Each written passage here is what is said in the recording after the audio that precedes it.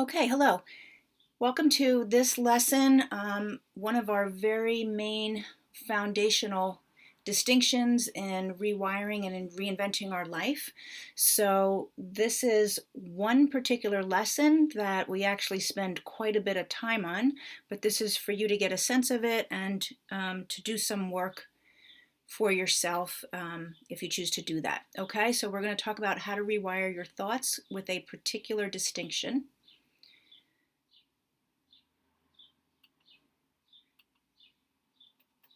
And what I want you to know is that this is not particular to you or me or certain people. This is the way that human beings are wired. This is what we do. Actually, from as soon as we can really think. Very, very little. Human beings do this. And so there's nothing wrong with it. It's never going to go away. It's not something that you can necessarily eliminate in your life, but when you can see it, when you can take a step back and see it in action and actually dismantle it, it's hugely, hugely powerful. Okay, but all human beings do this, all of us. And so here it is. And you can grab a piece of paper and write this down so that you can kind of follow along with me as we go through it.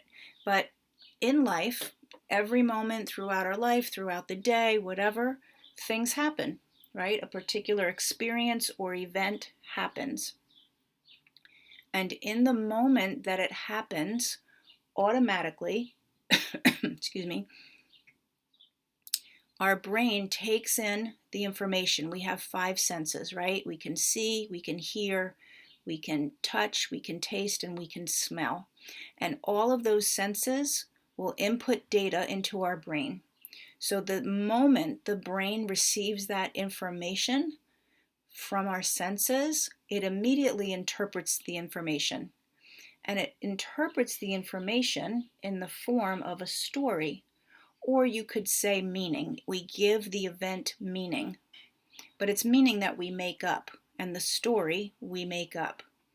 So again, there's what happened, and at the same exact time, intertwined, no pause in time at all, our brain interprets it and puts meaning to it. So for example, you walk past someone at work, you say hello, and they don't respond. What happened was you walked past someone, you said hello, and they did not respond. That's what happened, right? Just the facts. But the story or the meaning that you create when that happens could be something like, she's such a bitch, she never talks to me, or what's her problem? Did I do something wrong? Like, let's just say it was your boss. Then you're really like, did I do something wrong? Are they upset with me? Or it could be probably something along those lines. It could be something like, I guess I don't rate around here for people to talk to me, right? So whatever the meaning or the story is, we make it up in that moment, because what happened was you walked past someone, you said hello, they didn't respond. Those are the facts, right? Just the facts. Those are the facts with what happened. But as the bottom arrow shows you, in the moment that it happens, without any awareness, you make up the story. Any one of those. What's so interesting is they usually tend to be disempowering negative stories. Like, I don't know why, but for some reason, we don't tend to make up stories that are amazing and great until we practice it. It is something that you can shift. But usually, when people are not aware of this at all, the story that they make up is pretty negative or disempowering at the very least. But what's even more important to notice is that for you, the story now becomes part of what happened. So it gets mapped onto or collapsed with the actual events. And then in your experience and in your memory, the story is what happened. So you might get home that night and say to your partner, I don't even know what her problem is. It's like I can't do anything right. I saw her today. I walked past her. I said hello and she didn't respond. So she's mad at me again, no matter what I do. I didn't even do anything this time. Something like that.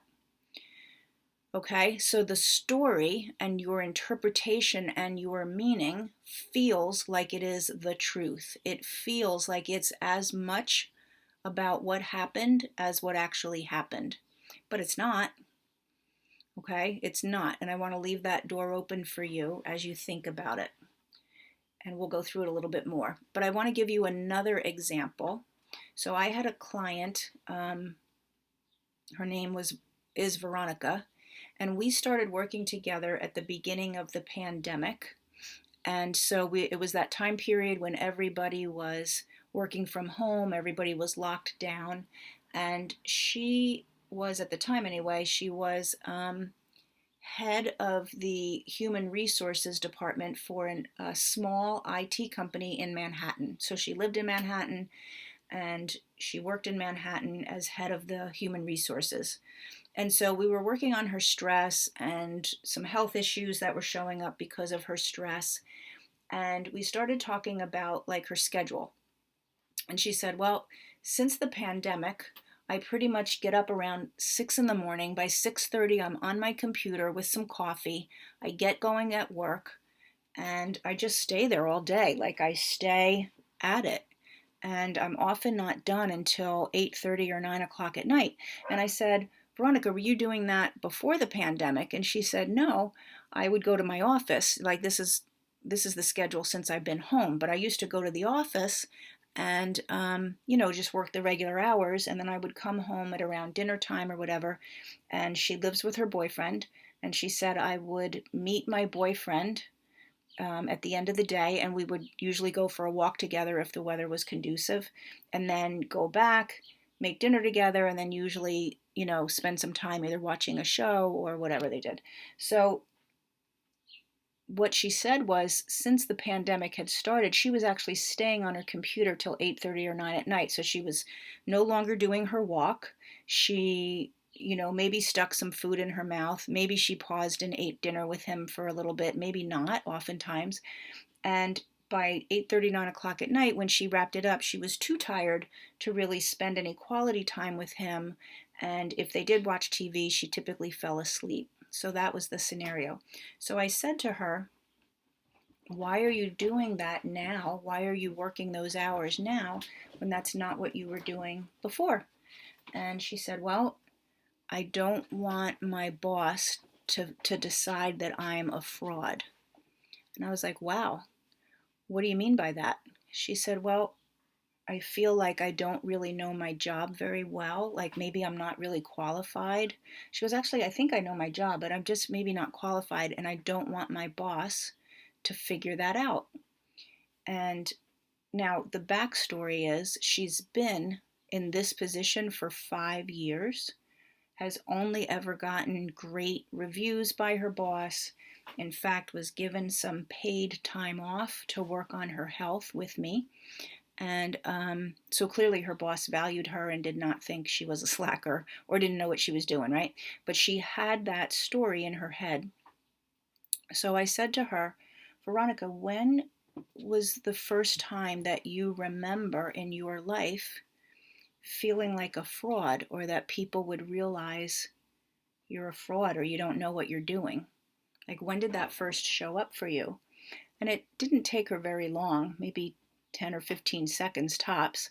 And she said, wow, what popped into my head was when I was 6 years old, I went to a Catholic school, and I was really struggling as a first grader with reading in particular, but actually, she said kind of all the academics. She really loved performing arts. She really loved being creative. She loved a lot of stuff, but she wasn't really doing great with the academics. And so one day, her teacher said to her, go down the hall and go to the third grade class and get your sister out of third grade and bring her back here. So her sister Mary was older. She was a third grader.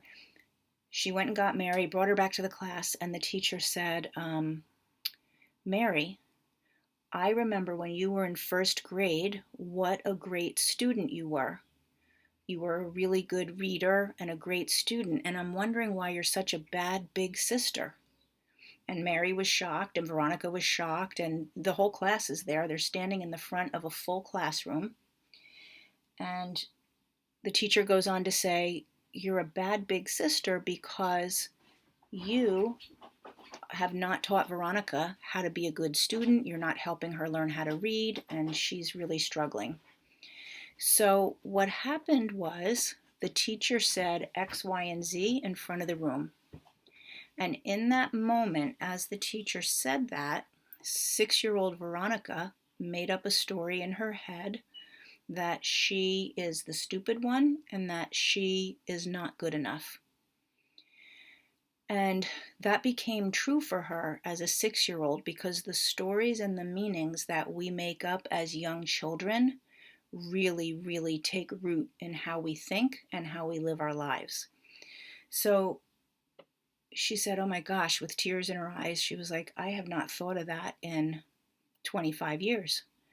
She said, but now that I remember it, I'm really remembering how after that, all through school, I kept trying to figure out what people wanted from me so I could try to do that and hope that they wouldn't ever see that I really didn't know what I was doing.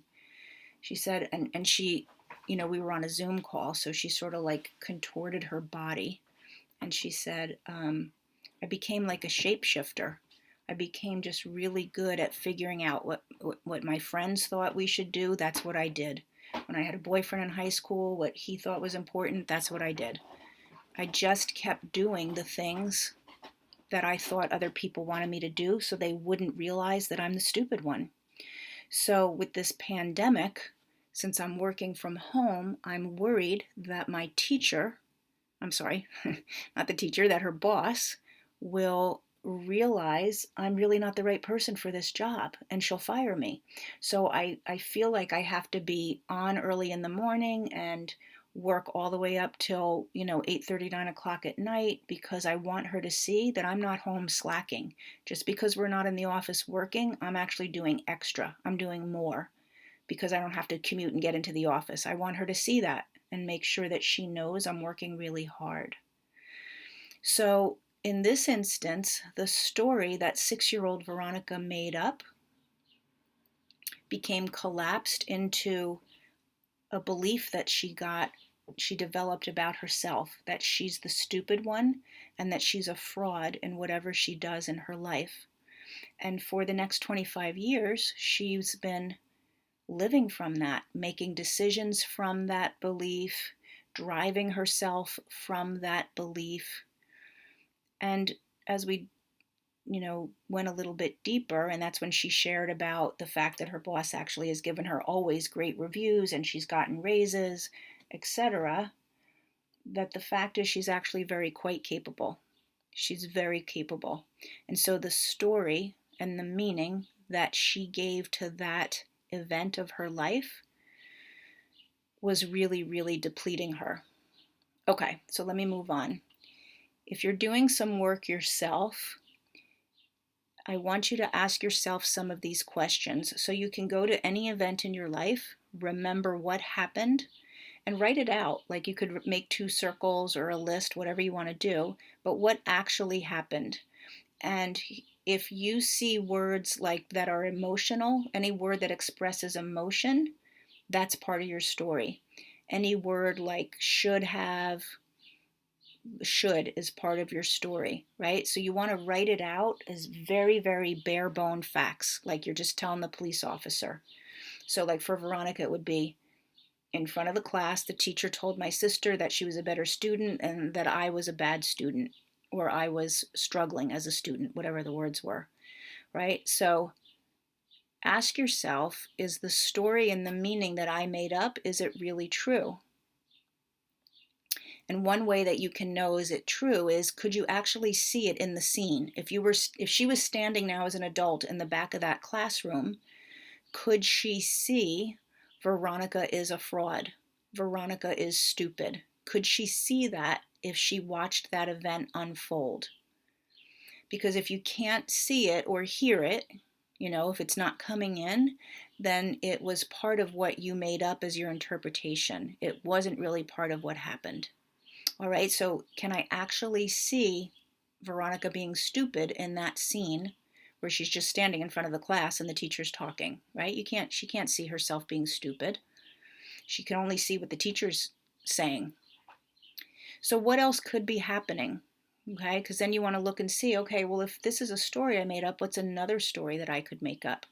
Well, in this example, another story, what else could be happening is the teacher doesn't have great teaching skills. How about that? The teacher didn't really have other strategies to rely on, so she relied on something that was actually not very effective and even damaging.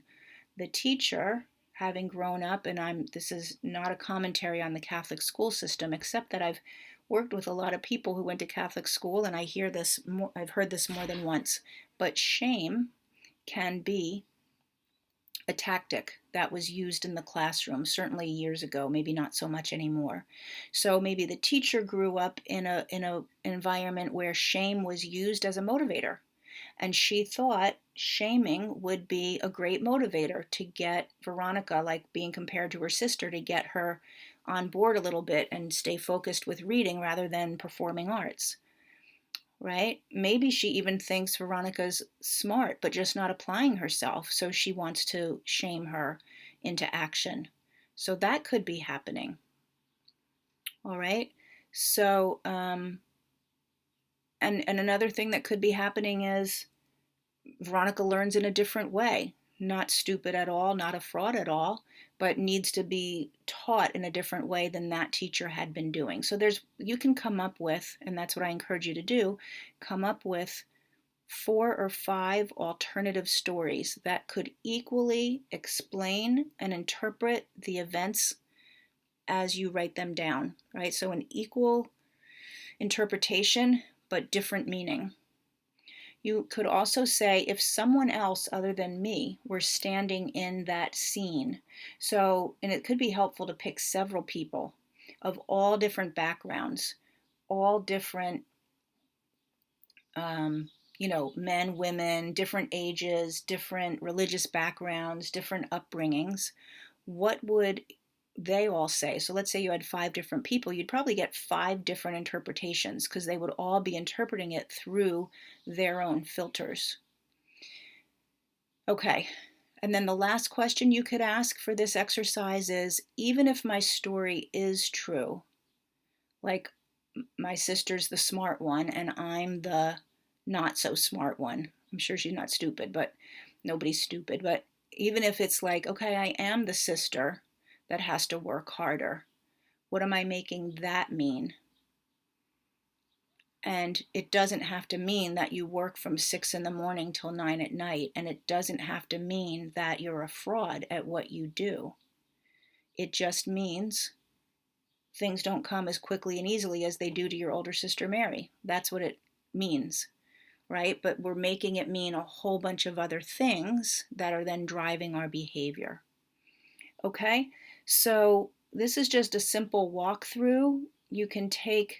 My suggestion is that you take something recent that's happened to you and something that you have some uncomfortable feelings about. It doesn't have to be something really, really serious and traumatic. It can just be something that you're still a little upset with, annoyed with. Guy cut you off in traffic. Somebody said something to you. Something happened. You got something in the mail, whatever. And you're a little bit upset about it. And then really look and see what's actually the truth and what is your interpretation and your story. And the stories that we create come from beliefs that we have that are in our background. But the beliefs got their initial birth in the story that we made the very first time. Like Veronica as a 6-year-old, that was her first story about herself being stupid. And then as she went through her life, her childhood, and her teenage years, she developed a belief because she kept finding evidence, because that's what we do as human beings. We find evidence to support the beliefs that we have. And most of the time, they're not even true. They're just the interpretation that we made up. Okay, so I hope this is helpful. If we're working together, we will definitely be digging in and doing a lot more work on all of this. All right, awesome job.